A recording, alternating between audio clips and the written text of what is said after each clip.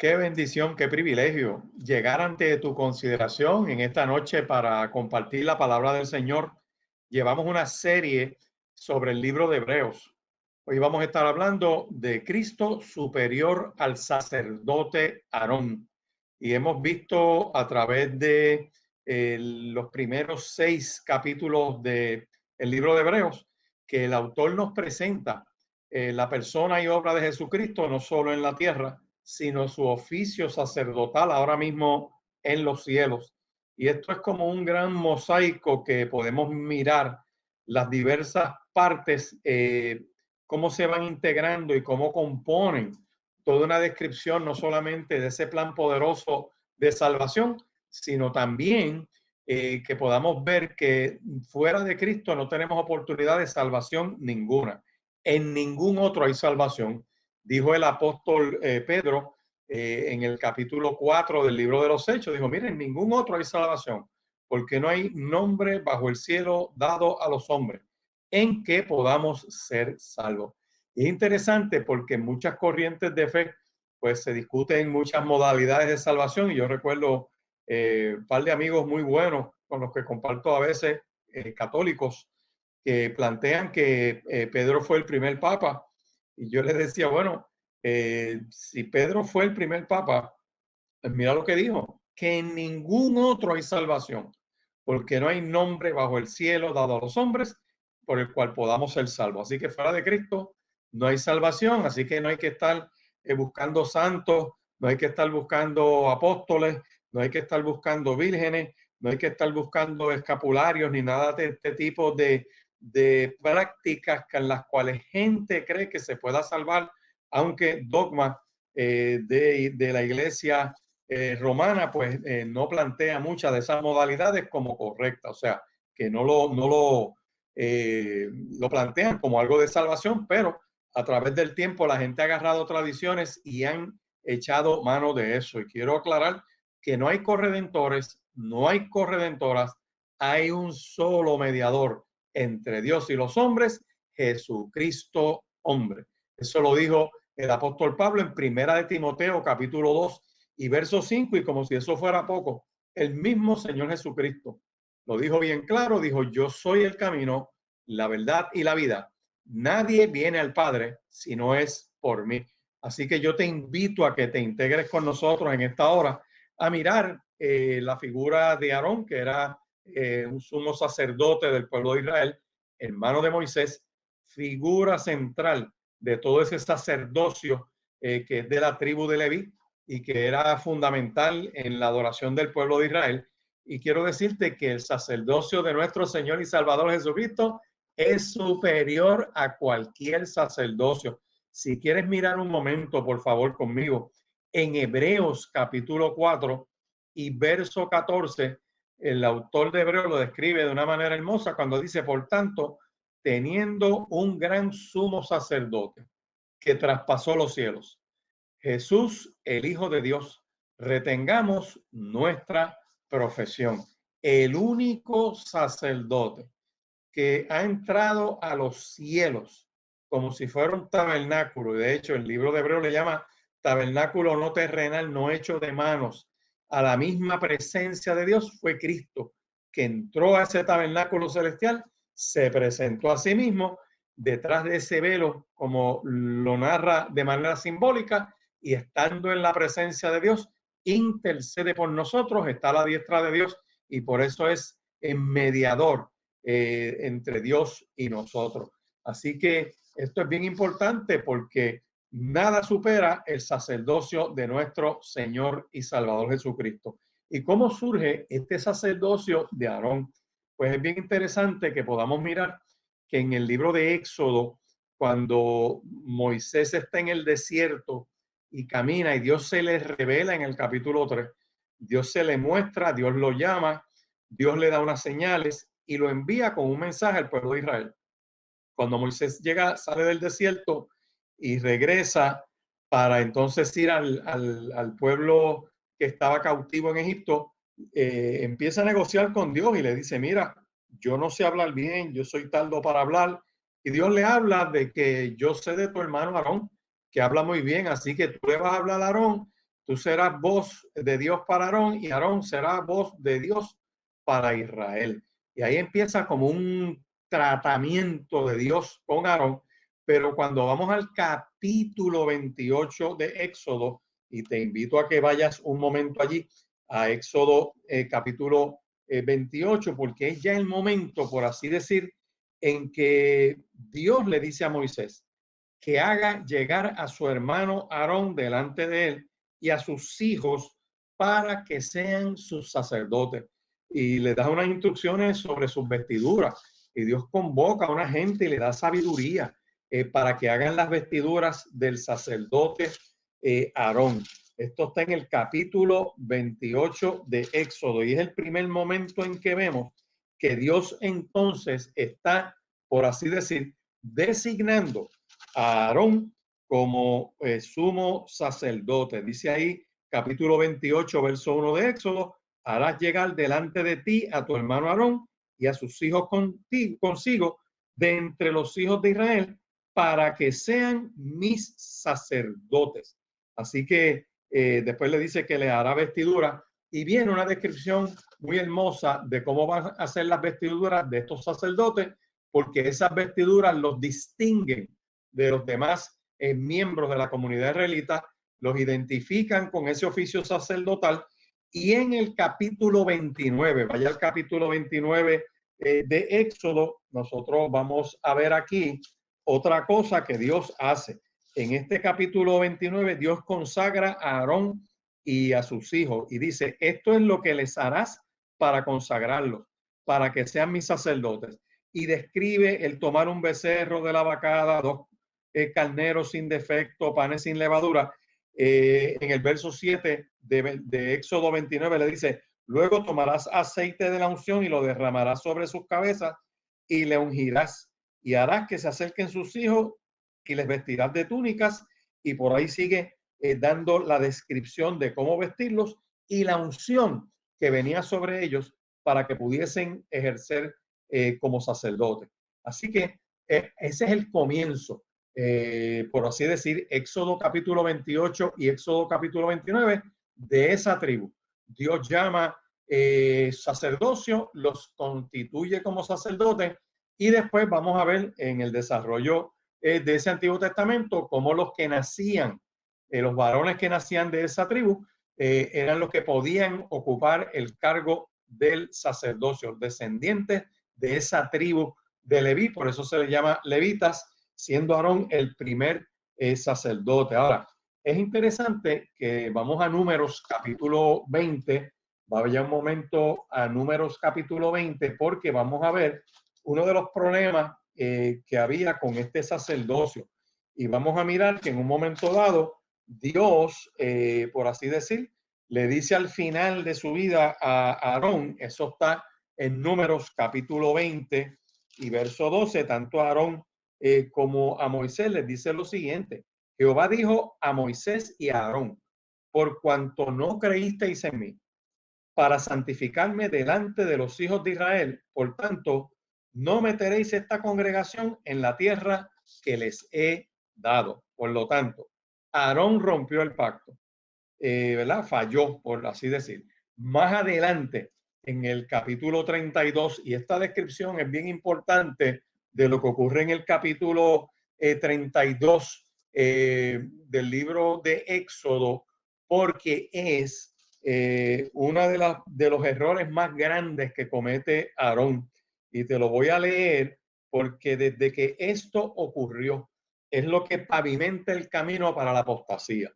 Y estamos en el capítulo 32 cuando Moisés se va al monte a estar con el Señor, está a 40 días en ese monte, está metido en la presencia de Dios y dice el capítulo 32 de Éxodo, que viendo el pueblo que Moisés se tardaba en descender, se acercan entonces a Aarón y le dicen, levántate, haznos dioses que vayan delante de nosotros, porque este Moisés, el varón que nos sacó de la tierra de Egipto, no sabemos qué le ha acontecido. Y entonces Aarón, siendo sumo sacerdote, teniendo los ropajes sacerdotales, la gloria de Dios lo cubría cuando entraba en el tabernáculo y presentaba ofrenda y sacrificio a favor del pueblo, primero de él y después del pueblo, vemos que desde el verso 2 de Éxodo 32, Aarón le pide que aparten los zarcillos de oro que están en las orejas de las mujeres y de los hijos y de las hijas, y los pide. Y entonces todo el pueblo apartó los zarcillos de oro que tenían en sus orejas y los trajeron a Aarón. Escucha bien. Y él los tomó de mano de ellos y les dio forma con buril e hizo de ellos un becerro de fundición. Entonces dijeron: Israel, estos son tus dioses que te sacaron de la tierra de Egipto. Y Aarón comete un error como sacerdote, porque en el verso 5 Aarón ve eso y edifica un altar delante del becerro y pregona a Aarón y dice: mañana será fiesta para Jehová. Hace un tabernáculo o hace un altar para Jehová, pero tiene el becerro de oro. Y hace una representación en el, por así decir, en el libreto, en la teoría, en el programa, que esta fiesta es para Dios, pero lo que tenían clavado en el corazón era el becerro de oro. Y Dios en el verso 7 le dice a Moisés en el monte, le dice: levántate, corre, desciende, porque tu pueblo que sacaste de Egipto se ha corrompido.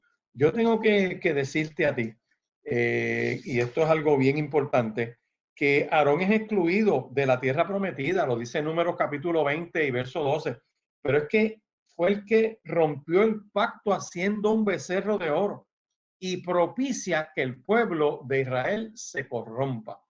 Cuando el sacerdocio no está claro, cuando los púlpitos no predican lo correcto, cuando no se presenta palabra de Dios que confronte al pueblo, cuando la iglesia abandona su deber profético de proclamar una palabra para que la gente ponga los ojos en Cristo y no se pierdan y tengan vida eterna, cuando la iglesia se olvida de ir a ser discípulos, cuando se olvida de bautizarlo en todas las naciones, cuando la iglesia se olvida de enseñar las cosas que Cristo nos envió a enseñar, la iglesia entonces entra en un grave error, tipo del error de Aarón, que apostató, pone al pueblo a creer que está adorando, pero realmente la fiesta era para el becerro, no era para el Señor. Dios le llama a eso abominación. Dios le llama a eso: tu pueblo se ha corrompido. La pregunta que tenemos que hacernos en medio de este tiempo es si como pueblo de Dios nos hemos corrompido, si como pueblo de Dios nos hemos olvidado del deber de presentar la poderosa palabra del Señor. Y algo que es bien importante, y con estos textos lo que quiero hacer es darte el origen de ese sacerdocio de Aarón, darte la descripción de cómo es que Dios lo llamó. Fíjate que ahí Dios lo llama a través de Moisés y no hay juramento ninguno, no hay una promesa ninguna, sino una convocatoria, una asignación, un mandato, unas vestimentas, una unción con aceite que Moisés les administró para apartarlos para ese oficio santo. Y Aarón, dice la escritura, muere en el monte de Hor y lo quitan sus ropas de sacerdote, lo despojan de las mismas y el pueblo de Israel le hizo duelo durante 30 días. Eso está en Números, capítulo 20, versos 24 al 29. ¿Por qué? Porque le quitan su ropa y otro sacerdote iba a ocupar esas ropas para ejercer el oficio. Ese primer sumo sacerdote murió.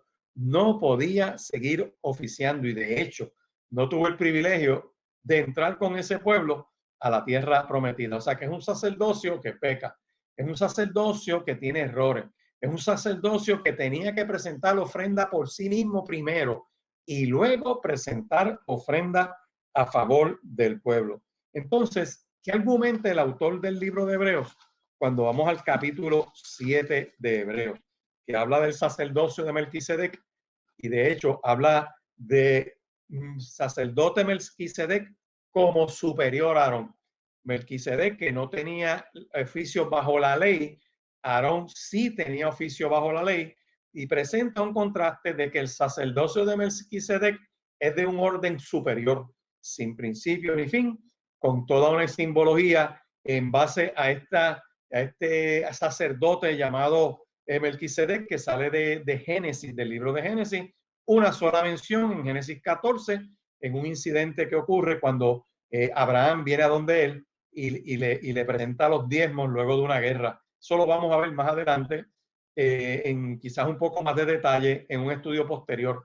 Pero lo que quiero que vayas viendo es que este primer sacerdote, este sacerdocio arónico, que viene como de la tribu de Leví, que es el sacerdote original del pueblo de Israel, vemos que el libro de Hebreos argumenta, el libro de Hebreos arguye y dice, mira, los sacerdotes y las leyes que se le dieron a Moisés pueden salvarnos. Si eso fuera lo que nos salva, si obedecer la ley es lo que te salva, ¿por qué habría Dios de nombrar otro sacerdote aparte del sacerdocio establecido en la ley? Tremenda pregunta. Si siguiendo la ley la gente se salva, ¿por qué entonces otro sacrificio? ¿Por qué entonces el Mesías prometido?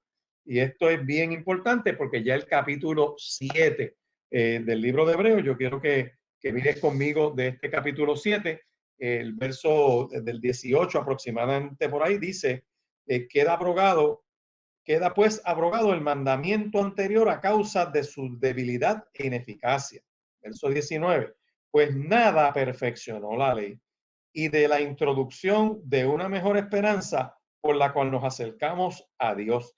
Y esto no fue hecho sin juramento, porque los otros ciertamente sin juramento fueron hechos sacerdotes. ¿Por qué? Porque al momento que vimos Éxodo 28, cuando Dios le dice a Moisés, llámate a Aarón y vamos a constituir los sacerdotes, no hay juramento ninguno distinto al caso de nuestro Señor y Salvador Jesucristo, que se dice en el verso 16 de Hebreos 7, no constituido conforme a la ley del mandamiento acerca de la descendencia, sino según el poder de una vida indestructible, pues se da testimonio de él cuando se le dice, tú eres sacerdote para siempre según el orden de Melquisedec. O sea, Dios mismo es el que establece ese sacerdocio de Cristo. Así que ya vemos que Hebreos capítulo 7 y verso 18 nos dice que el sistema de sucesión sacerdotal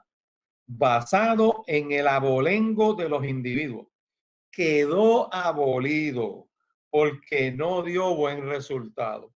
Era débil e ineficaz para la salvación de la gente. Jamás hizo a nadie acepto ante Dios. Esto es nada más y nada menos que Hebreos capítulo 7 y verso 18, por este grupito que está siempre empujando a los hermanos a que tienen que guardar un sábado y tienen que seguir esta dieta y tienen que repetir estas fiestas y que si la de las cabañas y que si la de los tabernáculos.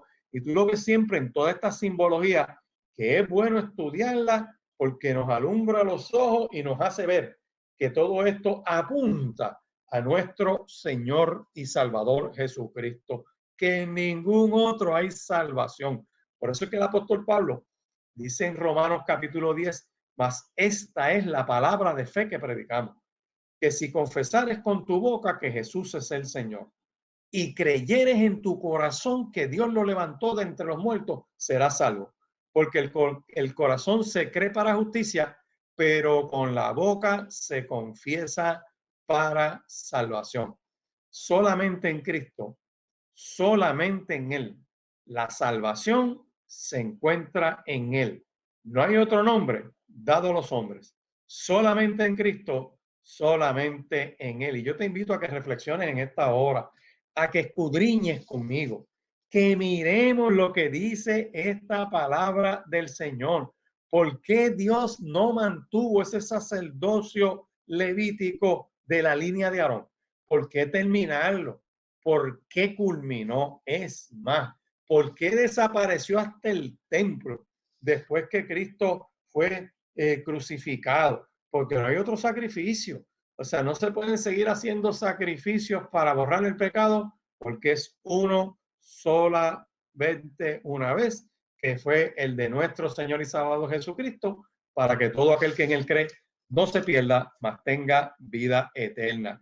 La primera razón, creo yo, o lo primero que podemos mirar de por qué Dios no mantiene ese sacerdocio levítico de la línea de Aarón para que la gente se salve es porque la gente no se puede salvar por ese sacerdocio. Pero no solamente eso, la ley nos da a conocer que la norma de justicia, perdón, la ley nos da a conocer la norma de justicia que complace a Dios.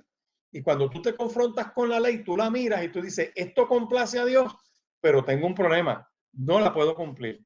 No tengo la capacidad, la fortaleza espiritual para cumplir todos y cada uno de los mandatos de ley. Y si fallo en uno, es como fallar en todo. Esa es la primera razón. La segunda, que la ley demuestra que nuestra relación con Dios está interrumpida a causa del pecado. Me gusta mucho una nota en la Biblia Scofield que está en Romanos capítulo 3, donde Scofield cita a Bunyan y dice, mira, el concepto del pecado tiene una descripción bien amplia. Le llama transgresión, que es traspasar la voluntad de Dios. Le llama caos, que es un reguero de desorden. Le llama iniquidad, que es un acto inherentemente malo, esté prohibido o no esté prohibido. Le llama retar la voz de Dios. Le llama incredulidad, que es dudar de la veracidad divina. O sea, hay una serie de expresiones ahí que sería bueno que si usted la encuentra, la repase para que vea este concepto de pecado. Así que cuando yo miro la ley y soy confrontado con ella, me doy cuenta de la realidad del pecado, que el pecado me distancia de Dios, me trae muerte. La paga del pecado es muerte, el salario por el pecado es muerte. Y no hay manera de que el ser humano, por un ritual, por alguna tradición, aunque tú te mueras, un grupo de gente no puede sacarte de un lugar de tormento para ponerte a los cielos, porque el único que pudo pagar el precio del pecado en la cruz del Calvario, siendo justo, por eso que Cristo sube a la cruz del Calvario como justo, es para pagar el pecado de toda la humanidad, para que todo aquel que en él cree no se pierda, mas tenga vida eterna. Hay otra realidad, que mientras más conocimiento tengo de la ley, más claramente veo que la he quebrantado. Está la rebeldía, que es llevarle la contraria a Dios por enojo, por antojo, porque se me antoja. Está esa mentalidad del necio que cree que puede vivir como si Dios no existiera. Así que estamos viendo ya que Dios no mantiene el sacerdocio levítico de la línea de Aarón, porque la ley es la que nos da a conocer las normas de justicia de Dios y yo no tengo justicia ninguna. Dos, la ley demuestra que mi relación con Dios está interrumpida a causa del pecado. Vemos también que mientras más conocemos de la ley, más nos damos cuenta que la hemos quebrantado y que el sacerdocio de Aarón y toda la línea de Leví es transitoria, temporal y débil. Por eso es que Hebreos, vaya conmigo Hebreos, un momento, mira ahí capítulo 7 para mirar los versos 12 al 16, dice, porque cambiando el sacerdocio, necesario es que haya también cambio de ley. Y aquel de quien se dice eso es de otra tribu, de la cual nadie sirvió al altar, porque manifiesto es que nuestro Señor vino de la tribu de Judá, de la cual nada habló Moisés tocando al sacerdocio. Y esto es aún más manifiesto si a semejanza de Melquisedec se levanta un sacerdocio distinto, no constituido conforme a la ley del mandamiento acerca de la descendencia, sino según el poder de una vida indestructible. Verso 17 dice, pues se da testimonio de él, tú eres sacerdote para siempre, según el orden de Melquisedec.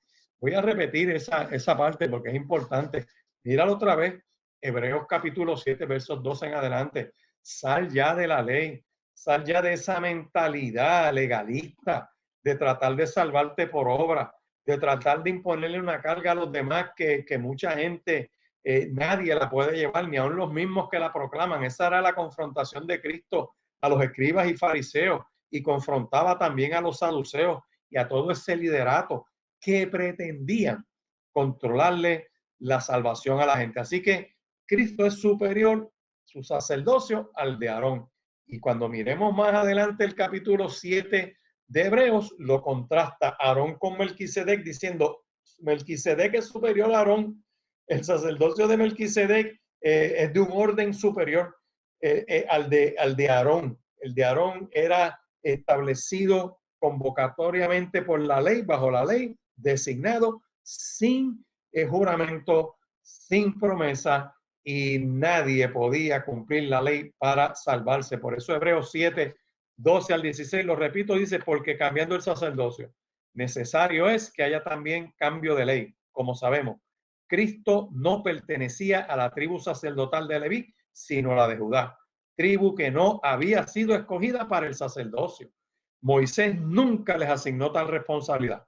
Está claro, pues, que el método de Dios cambió porque Cristo, el sumo sacerdote del rango de Melquisedec que nos fue enviado, no llegó al sacerdocio porque llenara el antiguo requisito de pertenecer a la tribu de Leví, sino porque había en él poder que brota de una vida indestructible.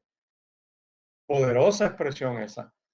Cristo, recordemos que Juan capítulo 1, y quiero aprovechar esto para aclarar una discusión que hay por las redes entre algunos pastores en Puerto Rico sobre si Cristo es Dios. Y no tengan duda de que Cristo es Dios. Y aún en su ministerio terrenal, como decía uno de mis profesores en el antiguo Colegio Bíblico Pentecostal, hoy en día Universidad Teológica del Caribe, Cristo 100% Dios y 100% hombre. Juan capítulo 1 lo explica, en el principio era el verbo era con Dios y el verbo era Dios. Este era en el principio con Dios. Todas las cosas por él fueron hechas y sin él nada de lo que ha sido fue hecho. En él estaba la vida y la vida era la luz de los hombres. La luz en las tinieblas resplandece y las tinieblas no prevalecieron contra ella.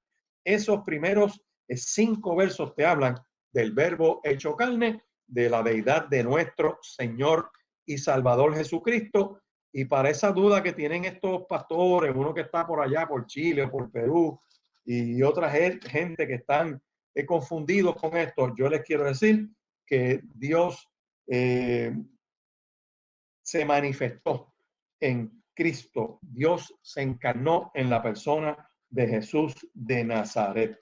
Así que les puedo decir que miren un momento, primera de Pedro, que lo busquen ahí con calma en el capítulo 4, cuando les dice,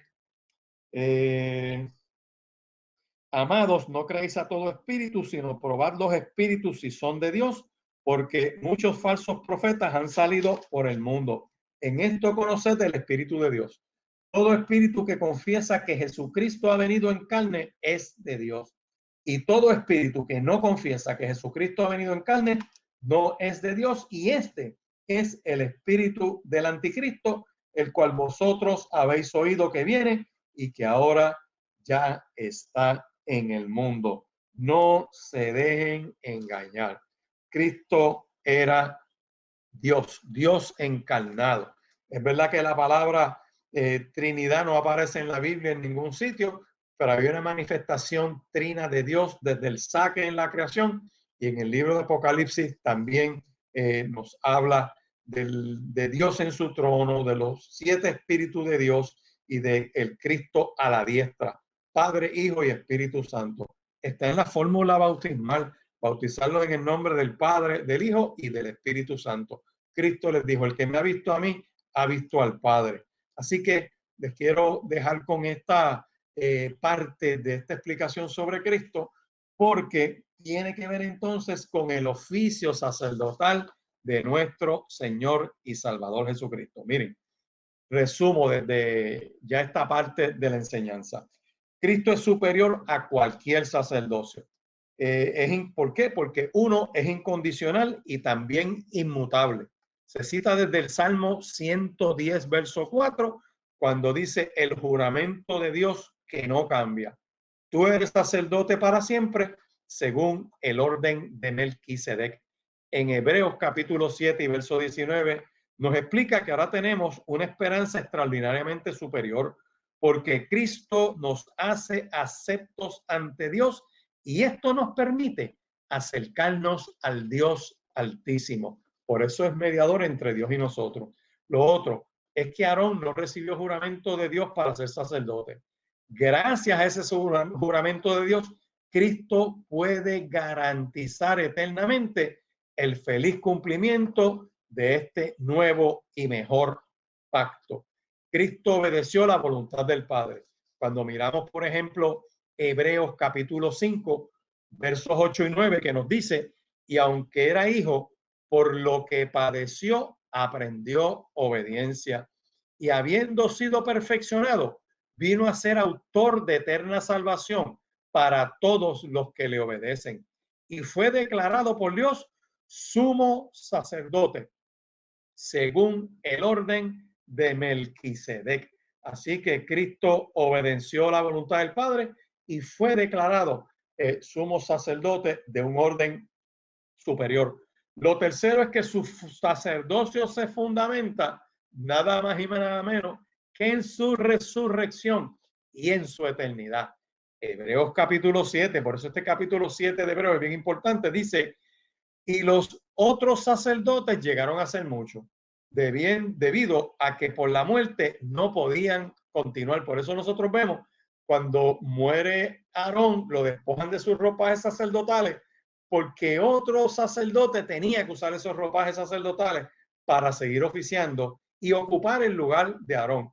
Cristo resucita de entre los muertos, sube a los cielos y está a la diestra del Padre, y por lo tanto, este permanece para siempre, tiene un sacerdocio inmutable, por lo cual también puede salvar perpetuamente a los que por él se acercan a Dios, viviendo siempre para interceder por ellos. ¿Por qué? Porque si Cristo es eterno, estaba desde la eternidad, por eso es que es el mismo ayer, hoy y por los siglos.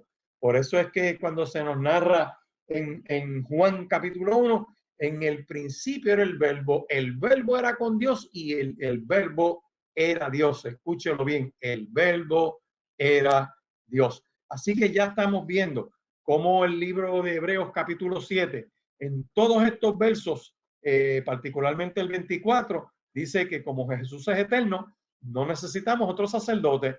Él puede perfectamente salvar a los que se acerquen a Dios por medio de él. Cristo es eterno. Eternamente le recordará a Dios que un día pagó con sangre por nuestros pecados. Otra de las grandes distinciones de Cristo como superior a Aarón, estamos viendo en su carácter, que era que santo, inocente y sin mancha. Por eso es que Hebreos 7, 26 y 27 dice, porque tal sumo sacerdote nos convenía, santo, inocente y sin mancha, apartado de los pecadores y hecho más sublime que los cielos, que no tiene necesidad cada día como aquellos sacerdotes de ofrecer primero sacrificio por sus propios pecados. Recuerden que Aarón fue el que pavimentó el camino a la apostasía, que es una apariencia de que estamos adorando a Dios, pero tienen el becerro clavado en el corazón. Desde que eso ocurrió, empieza esa práctica de la apostasía dentro del pueblo de Dios. Y luego tenían que presentar sacrificio por el pueblo, porque esto lo hizo una vez y para siempre, ofreciéndose a sí mismo. Cristo no tuvo pecado. De hecho, cuando miramos el juicio de Cristo, su proceso de crucifixión, se cumple todas las exigencias de Levítico 16 de examinar al Cordero que fuera perfecto para el sacrificio.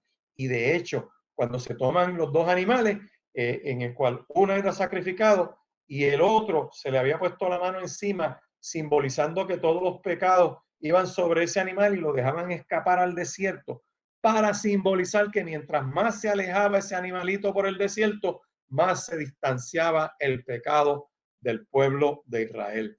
Y ese contraste poderoso lo vemos entre el sacerdocio de Aarón y el sacerdocio de nuestro Señor y Salvador Jesucristo. Pero Hebreos 7:26 dice algo más, que Cristo ocupa un lugar superior, porque Aarón murió en el monte de Or, lo enterraron y se acabó, está esperando resurrección, pero Cristo ocupa un lugar excelso de más excelencia, porque Dios lo exaltó, le dio lugar a su diestra y le dio un nombre que es sobre todo nombre, para que en el nombre de Jesús se doble toda rodilla de los que están en los cielos, en la tierra y debajo de la tierra, y toda lengua confiese que Jesús es el Señor. En resumen, el autor de Hebreos explica de manera clara que el acto de establecer la identidad sacerdotal de Jesús fuera del sacerdocio levítico indica que el cumplimiento del plan de redención que Dios tiene establecido se produce fuera de la ley. Como Cristo, que es nuestro gran sumo sacerdote, no es de la tribu de Leví ni del orden de Aarón, Dios subraya que la salvación no se da en obediencia a la ley. Que hay uno que es superior a la ley. El apóstol Pablo lo describe en Gálatas, que la ley es como un ayo, como un bastón, en el cual yo me agarro y me apoyo para llegar a conducirme hasta Cristo, que es el que murió en mi lugar y a mi favor. Yo quiero que tú sepas que Cristo suple todas nuestras necesidades, ya que es inocente y sin culpa. También es uno sin mancha, esto es, sin pecado. Y esta es la clase de sumo sacerdote que nos da la gracia y la misericordia que necesitamos para nosotros no pecar. Y si pecáramos, abogado tenemos para con el Padre, a Jesucristo el justo. Cristo tiene un título superior porque es gran sumo sacerdote, dice Hebreos capítulo 4, versos 14 al 16. 2, tiene una ordenación superior a los sacerdotes terrenales y pasajeros porque es del orden de Melquisedec, de tipo celestial. Cristo muestra una simpatía superior, puede compadecerse por nosotros porque fue tentado en todo y padeció en todo, mas sin pecado. Así que se compadece de nosotros. Y finalmente, Cristo ofrece un sacerdocio superior. ¿Quiere el Señor bendecirte en esta hora?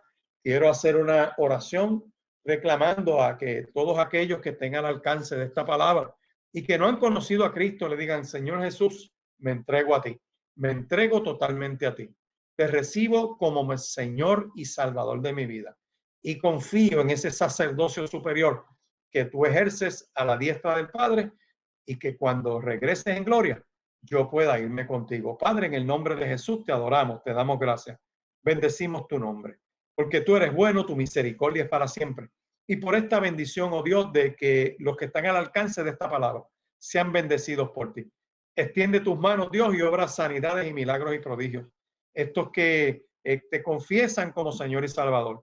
Gracias por esa salvación, porque escribes sus nombres en el libro de la vida y porque a tu regreso en gloria serán levantados. Gracias por esta bendición. Ten misericordia de este pueblo en el nombre poderoso de Jesús. Amén y amén. Dios te bendiga y Dios te guarde.